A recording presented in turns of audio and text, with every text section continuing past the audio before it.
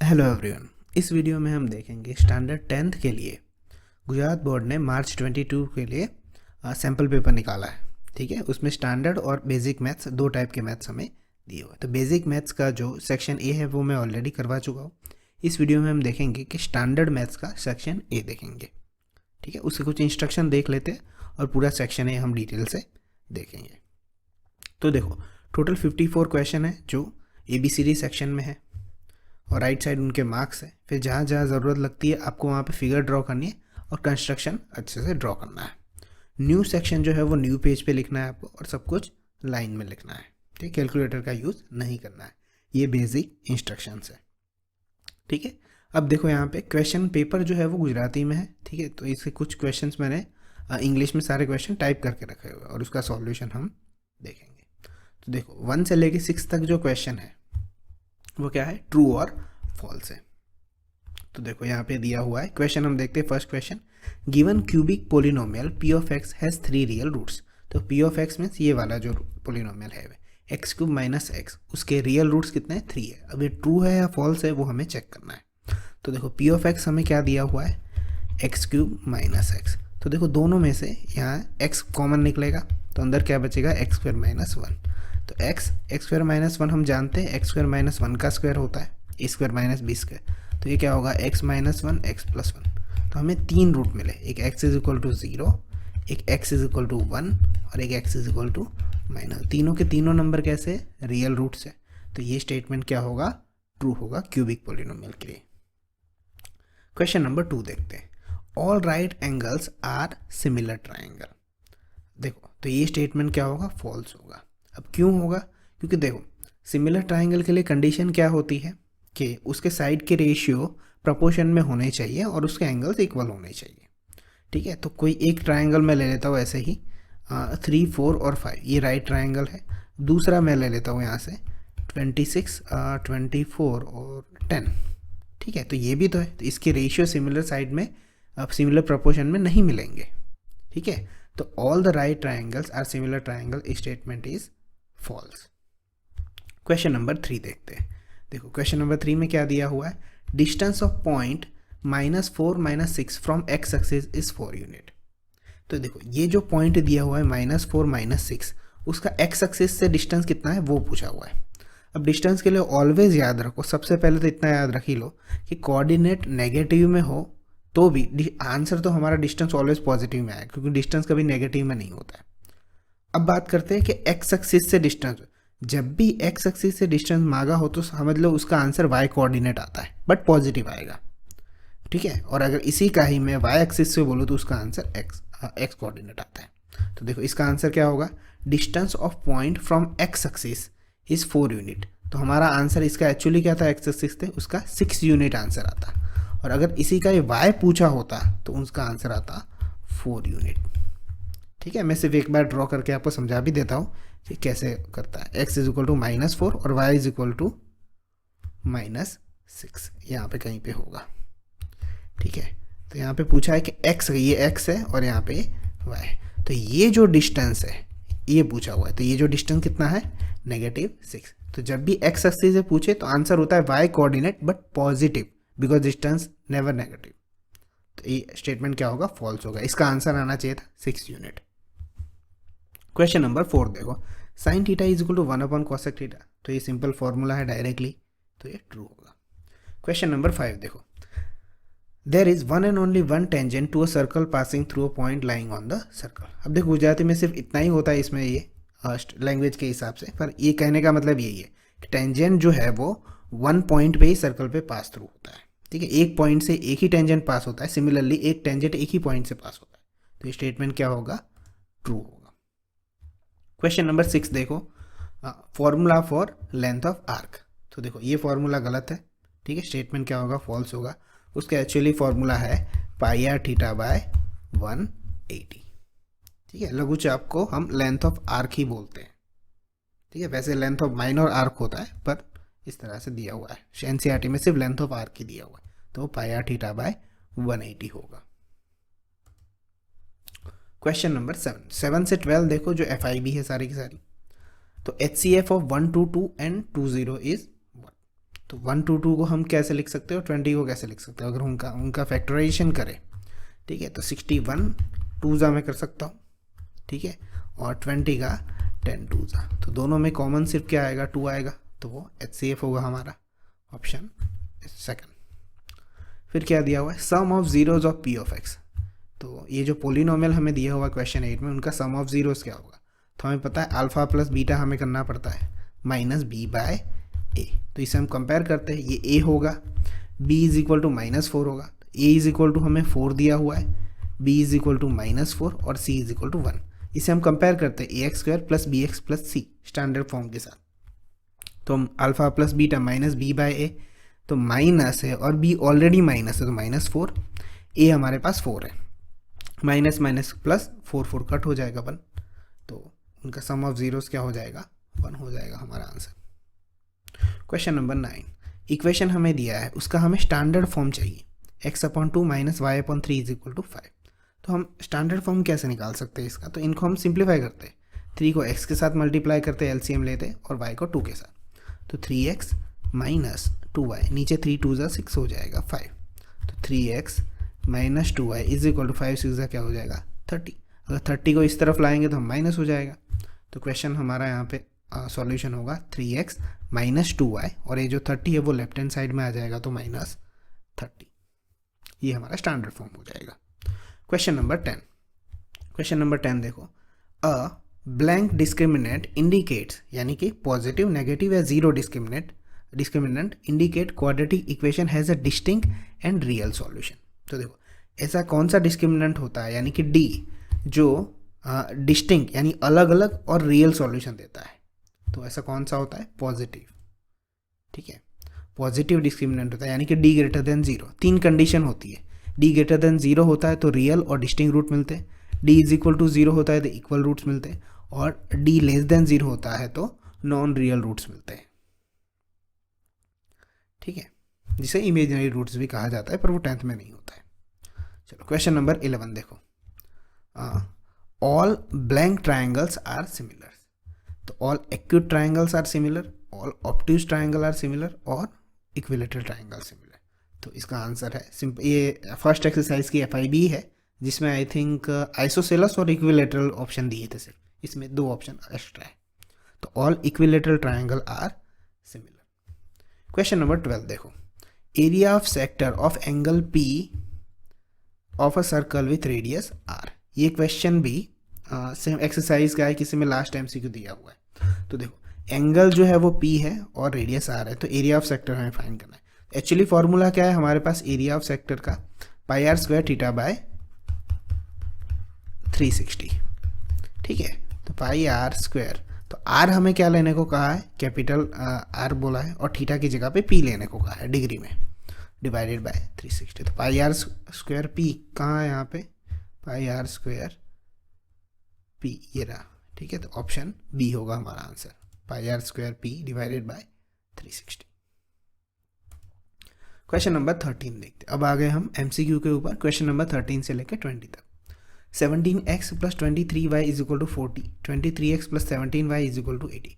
अब अगर आप मेरे साथ पहले से हो तो आपको पता होगा नवंबर में एक एग्ज़ाम हुआ था, सेम ऐसा ही क्वेश्चन था उसमें, ठीक है, नवंबर में एक एग्ज़ाम हुआ था, फर्स्ट एग्ज़ाम आपका, नवंबर नहीं सॉरी सितंबर में, उसका पेपर आपको मेरे चैनल पे मिल जाएगा, वो भी आप देख लेना एक बार। तो इन दोनों इक्वेशन है, उन दोनों को हम प्लस कर देते हैं, सेम क्वेश्चन था, आई थिंक सिमिलर पैटर्न पे ही था, इस तरह से उसको हमने सॉल्व किया था।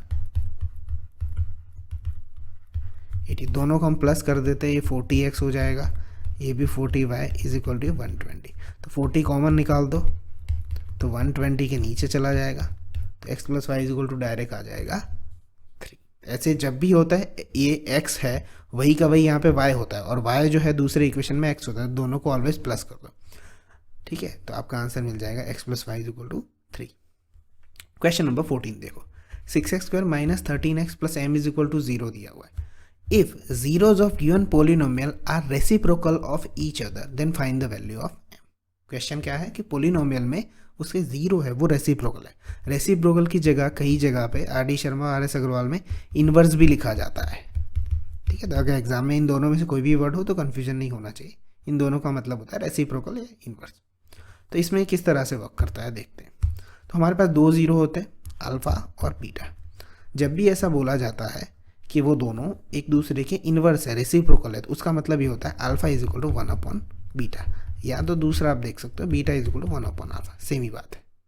तो हमें बोला m की वैल्यू फाइंड करो। तो हमारे पास ज़ीरो के लिए दो रिलेशन है, एक alpha plus beta is equal to minus B by, इससे भी आप सॉल्यूशन ला सकते हो। पर दूसरा वाला जो रिलेशन है alpha beta is equal to C by, इससे जल्दी आंसर मिल जाएगा। तो देखो मैं यहाँ पे लिखता हूँ alpha beta is equal to C by A. अब हमें पता है बीटा की वैल्यू एक्चुअली क्या है, 1 अपॉन अल्फ़ा। अब सी बाय ए हमारे पास 6 है, बी हमारे पास -13 है और सी हमारे पास m है। तो रखो यहाँ पे सी की जगह पे m, ए की जगह पे 6, अल्फ़ा अल्फ़ा कैंसिल, 6 1 6, तो m इज इक्वल टू क्या आ जाएगा 6। तो जब भी इन्वर्स ऑफ ईच अदर आए तो उसमें alpha beta is equal to C by A relation use करो, फटाफट आंसर मिल जाएगा। ठीक है, वहाँ पे 3 आंसर था और यहाँ पे 6। क्वेश्चन नंबर 15 देखो, find the distance between two given coordinates. तो हमें जो दो पॉइंट्स दिए हुए, एक 2 3 दिया है, 4 1 दिया है, उसका डिस्टेंस फाइंड करना है। तो डिस्टेंस का फॉर्मूला क्या होता है, x1 minus x2 whole square plus y1 minus y2 whole square under root में। तो मैं डायरेक्ट फार्मूला नहीं लिखता हूँ, मैं डायरेक्ट सॉल्यूशन करता हूँ। तो देखो क्या होगा, 2 माइनस 4 का स्क्वायर और 3 माइनस 1 का स्क्वायर। ठीक है, अगर आप x2 माइनस x1 लिखते हो तो भी कोई प्रॉब्लम नहीं है, स्क्वायर हो जाता है। तो x1 माइनस x2 लिखो या x2 माइनस x1 लिखो, एक ही बात है। 2 माइनस 4, माइनस 2 का स्क्वायर क्या हो जाएगा 4, 3 माइनस 1, 2 का स्क्वायर हो जाएगा 4, 4 प्लस 4 क्या हो जाएगा 8, तो ये हो जाएगा 2 रूट 2। ठीक है, 4 2 हो जाएगा, तो 4 का 2 हो जाएगा बाहर और रूट 2 ऐसा का वैसा। तो हमारा आंसर होगा ऑप्शन बी। क्वेश्चन नंबर 16 देखो, how many tangents can circle have. ठीक, ऑप्शन है 1 2, असंख्य मीन्स इनफाइनाइट होता है, और ये 0। तो कितने टेंजेंट्स हो सकते हैं। अब टेंजेंट बनते कैसे हैं हमारे पास, कि किसी भी एक पॉइंट पे एक ही टेंजेंट होता है, दूसरे पॉइंट पे दूसरा टेंजेंट होगा, तीसरे पे तीसरा होगा, चौथे पे चौथा होगा। तो सर्कल की बाउंड्री पे कितने पॉइंट होते हैं, अनकाउंटेबल पॉइंट होते हैं। तो उससे टेंजेंट भी कितने ड्रॉ होंगे, इनफाइनाइट, अनकाउंटेबल। तो हमारा ऑप्शन होगा सी, इसका मतलब होता है infinite and uncountable. Question number 17 जिसमें दिया हुआ है, अब देखो यहाँ पे ये जो है वो पूरा क्वेश्चन की तरह दिया हुआ है, मैंने FIB की तरह दिया हुआ है। ये आंसर है हमारा। The blank to a circle is a special case of secant when the two end of point is corresponding कोड कोइंसाइड। तो इसका आंसर होगा टेंजेंट, यानी कि ये जो ऑप्शन बी दिया हुआ है। ठीक है, इस सीधा सीधा केस दिया हुआ है हमें टेक्स्ट बुक में। आप चैप्टर के 2nd या 3rd पेज के नीचे बॉटम में केस दिया हुआ है, ब्लू कलर की लाइनिंग से दिया हुआ है, आप रीड कर सकते हो। The tangent to a circle is a special case. तो ये टेंजेंट काट दिया था और बाकी की सारी ये डेफिनेशन गुजराती में दी हुई थी। तो यहाँ पे अगर ऑप्शन होते तो ये सिकंड था, ये टेंजेंट था, ये डायामीटर था और ये कोड था। मैंने टाइप नहीं किया है। ठीक है, तो हमारा आंसर होगा tangent. The tangent to a circle is a special case of secant when the two end of point of its corresponding कोड कोइंसाइड। क्वेश्चन नंबर 18 देखो, HCF of two prime number A and B is. दो prime number है, उनका HCF क्या होगा। अब सबसे पहले हम दो प्राइम नंबर ले लेते हैं, एक 2 ले लेते हैं और एक 3। प्राइम नंबर हम किसे कहते हैं, जिसका सिर्फ एक खुद फैक्टर हो और एक 1 आता हो, 1 के टेबल में आता हो और खुद के टेबल में आता हो। तो 2 और 3, तो हम 2 1 जा लिख सकते हैं, 3 को 3 1 जा लिख सकते हैं। दोनों में कॉमन कौन है 1, तो इसके हिसाब से आंसर क्या आएगा 1। एक और एग्जांपल ले लेते हैं, 7 और 11 ले लो। 7 को 7 1 जा लिख सकते हैं, 11 को 11 1 जा। तो दोनों में कॉमन क्या आएगा 1। तो कभी भी दो भी प्राइम नंबर हो, 2 हो या 3 हो या 4 हो, जितने भी प्राइम नंबर हो, उनका HCF ऑलवेज 1 ही आएगा। तो आंसर होगा ऑप्शन सी। ओके, अब नेक्स्ट क्वेश्चन जो आ रहा है उसके लिए आप ये टेबल प्रिपेयर अच्छे से कर लो। ठीक है, ऑलमोस्ट आपको आता ही होगा क्योंकि ये 3rd चैप्टर का है। इसका स्क्रीनशॉट ले लो, ये आपको हेल्पफुल होगा। ठीक है, 1 सॉल्यूशन होता है, इन्फिनिटी कब होता है, नो सॉल्यूशन कब होता है, उसकी ये कंडीशन है।